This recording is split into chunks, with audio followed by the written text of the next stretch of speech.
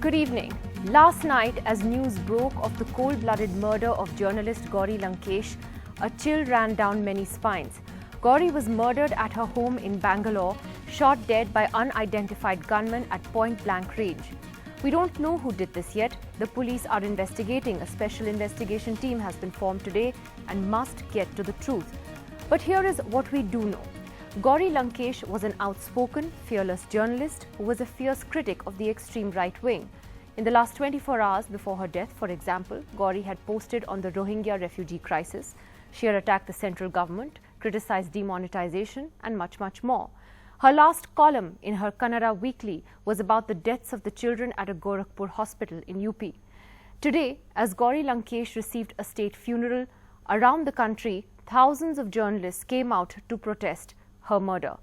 Journalists came out in Delhi, in Bhubaneswar, in Chandigarh, in Bangalore, in Kolkata, and many, many other Indian cities. It was a day of mourning, of protest, and of reflection.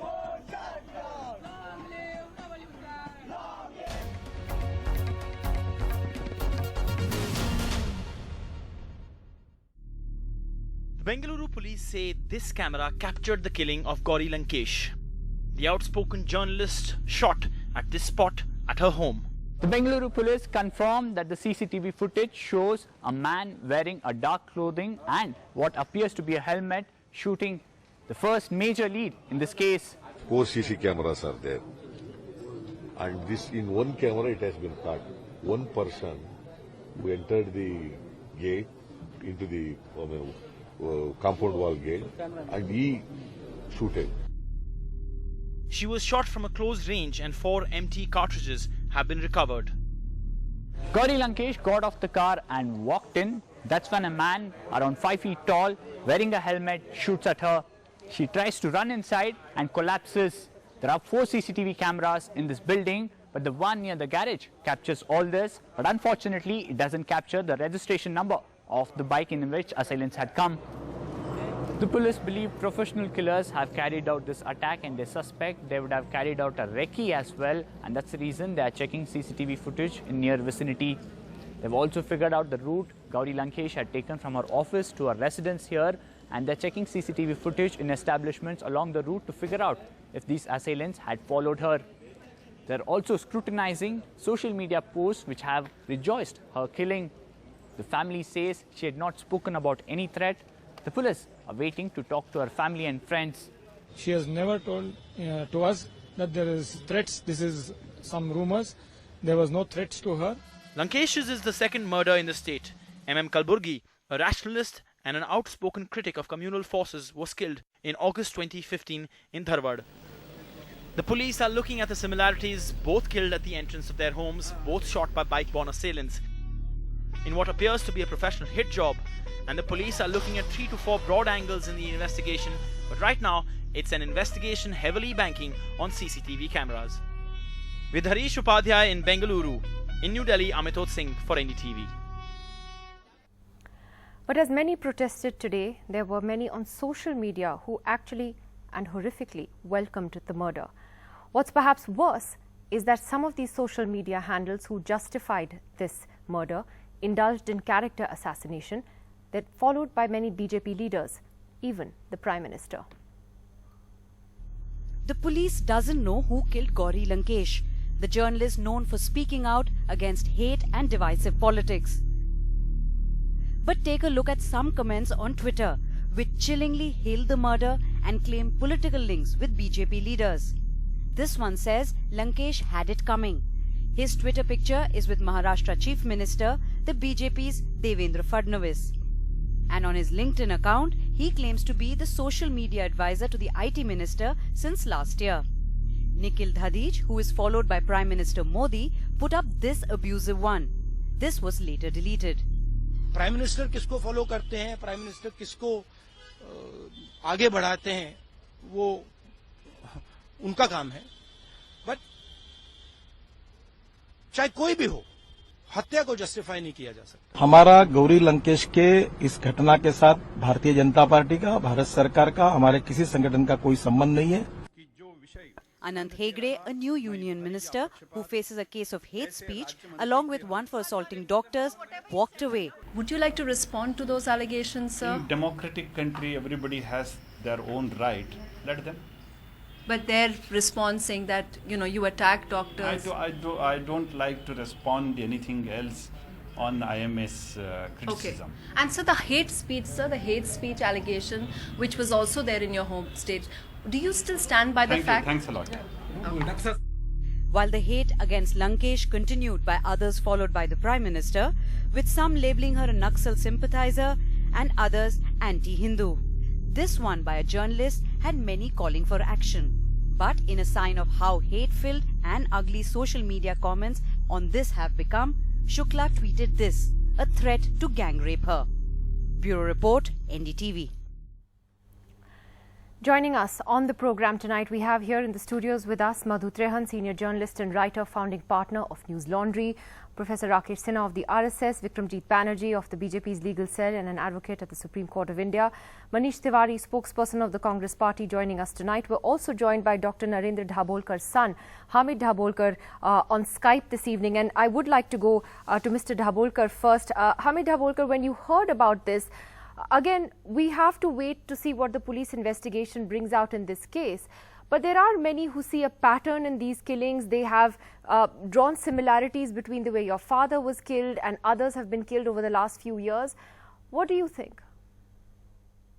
It's very disturbing and deeply shocking incidents. No words I have to describe this.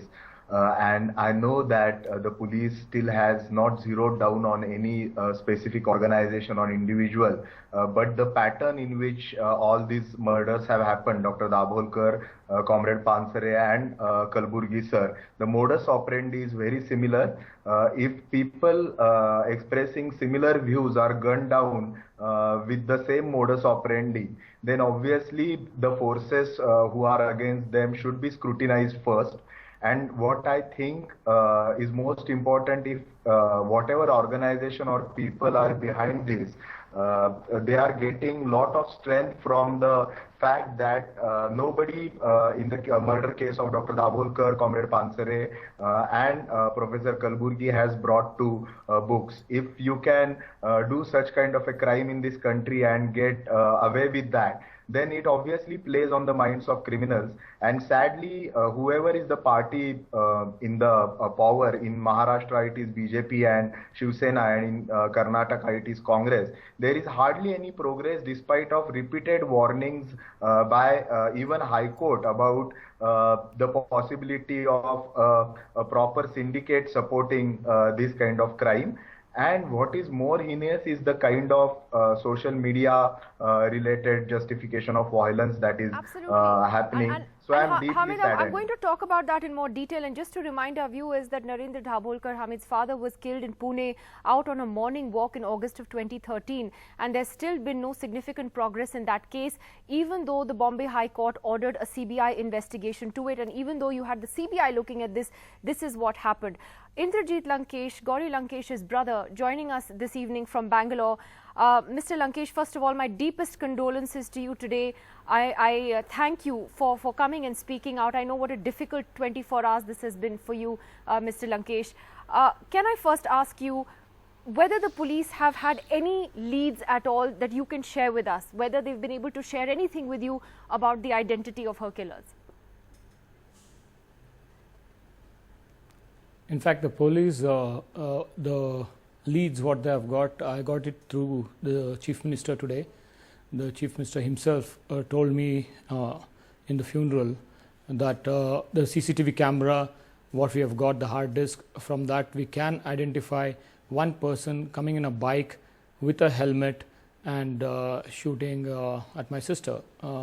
That's what he told me. Apart from that, the CCTV footage, there is another clues which are, I'm getting the information from the investigations are that Gauri was getting some hate letters, hate mails from the Naxalites, saying that, in fact, if you don't know, Gauri, my sister, was heading a team of people who had to bring the Naxalites to the mainstream. So she succeeded in bringing a couple of them from the Naxalism to the mainstream, and in fact for that she was getting some hate mails and hate letters. That's what I've got, that information also. And from this, I don't know, I cannot come to a conclusion who the killers are.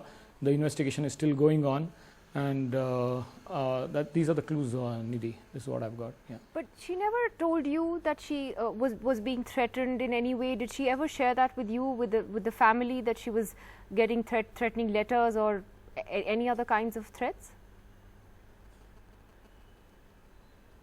She has never told me or told my mother or told my sister, because she was living alone on her own, and she never told us. In fact, the Chief Minister, when I exchanged a few dialogues with him today afternoon, he himself told me that he spent 2 hours with Gauri just a couple of days back, and even in that meeting Gauri never told the Chief Minister that she was being threatened or she is getting these hate mails or anything. So I don't know, I'm a bit confused, but this is the facts, this is what the investigation is telling me, and from this I don't know, but people are politicizing it and saying the right-wing right-wing extremists have attacked her. But as another point, I should tell you this: the killers of Kalburgi and the killers of my sister, they are not the identical killers as I personally think, because Kalburgi was shot point blank,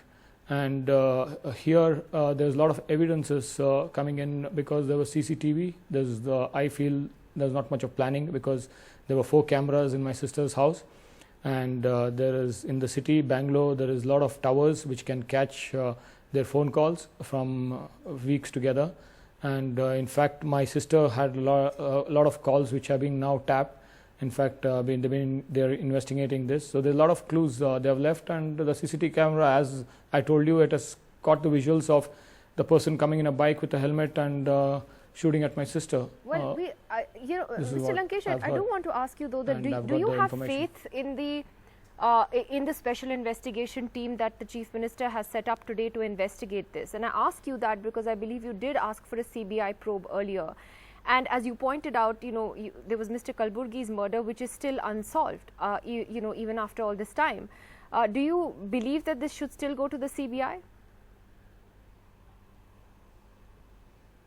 Of course, it has to go to the CBI, because as you said, Kalburgi's killers are at bay. In fact, after 2 years of his murder, I respected the man a lot, and he was shot point blank, and even now there's no clue whatsoever, and the CID was investigating it, and we are all very disappointed with that investigation. And I, as a brother, I feel very sorry that my sister's case shouldn't become one of those cases like that. And as I want to tell you about what the political system is happening in Karnataka, people have lost faith in the Home Ministry, and in fact the politicians themselves have lost faith and made a mockery of the Home Ministry. As I told earlier yesterday to some people, that Home Ministry nobody wants to take up. In fact, a couple of decades back, Home Ministry was a prestigious post. In fact, after Chief Ministers, they were looking out for Home Ministry. But now, from the last 2 months, nobody wanted to become a Home Minister. In fact, everybody was offered, from Ramanath Rai to a couple of other MLAs, but nobody wanted to accept it. For the only reason, because Parmeshwar became a dummy. You're extremely critical of the state government. You're demanding a CBI probe. And I really think that these are questions that the Congress does need to answer. Mr. Lankesh, stay with us if you can, and I would understand if you'd like to go at some point. Do let me know how long you can stay. Let me ask Madhu Trehan this. Madhu, today we saw so much outrage and anger. The journalist community was out in full force. I've attended, I think, some 5 or 6 protests now at the press club, unfortunately, over the last year. Today was, completely packed. And more to come tomorrow morning. And more to come. We don't know yet, and I stress this, we have to be responsible here. We don't yet know who the killers were. And yet there are many who do see a pattern in this. I don't know whether that's true. What are your thoughts on this case? See, I think first of all that when you sign up to become a journalist, when you enter the profession, you don't really evaluate the idea that you're going to risk your life. Yes, we do risk our lives when we're covering the war or other disaster situations, whatever, but when you join the army, you know the likelihood of risking your life is very high. As a journalist, you don't really plan on that. This is the unfortunate part, that somebody who's basically just doing a job the best way she knows how, even if she's taking a stand which is of dissent or critical of whichever political party is in power, and as a journalist I will take the honor or the opposite of the honor of honor that I have been critical of every government in power, and I think most journalists who are hardcore journalists do the same, are critical of whoever is in power, and that is our job, that we will analyze and criticize. But if we have to pay for it, whether it's through violence or death, or even through small niggling things like raids on family members or whatever, that is not something the journalists actually sign up for. So there have been periods in my life where I have had pushback for certain stories that have been done, but it's always been where there is a line. You will be pushed out of access, fine. You will suffer in many ways for having shown corruption of a particular party, fine. But pushing it to the point of vigilantism is, you cannot say that it is been a directive has been given by anyone in power, but there is the problem that the right wing seems to believe that they can get away with it.